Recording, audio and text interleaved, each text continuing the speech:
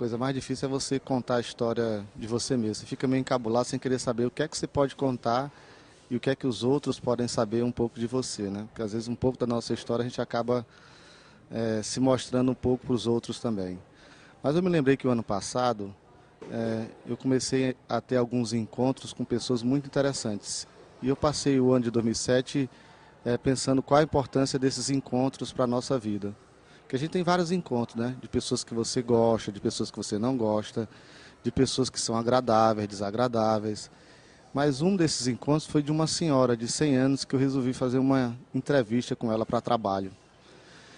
E dessa entrevista eu comecei a ouvir um pouco da história dela. Como foi gostoso ouvir a história de alguém que conseguiu passar 100 anos da sua vida existindo aqui na Terra.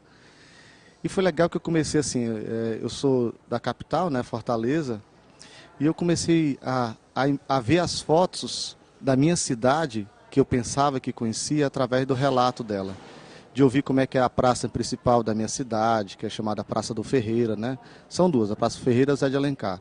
Ela começou a escrever os bailes de carnaval que aconteciam nessa praça, como é que era a relação do pai dela, que ela vinha de cavalo, porque naquela época não tinha, assim, eles não tinham transporte. Então ela vinha de cavalo de uma cidade chamada Messejana até essa praça, que se fantasiava, que na verdade a cidade toda ia para essa praça para baile de carnaval.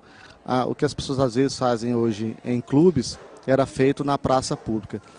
E foi fantástico eu ouvir essa senhora, eu passei lá quase 3 horas da minha vida ouvindo a vida dela de 100 anos, de ver como era prazeroso ela estar vivendo cada minuto e podendo estar contando aquilo para mim. Aí eu também comecei a ficar pensando que se eu um dia completasse 100 anos, o que é que eu podia estar contando da minha vida? Aí eu também fiquei assim, será que eu vou conseguir chegar a 100 anos ou não?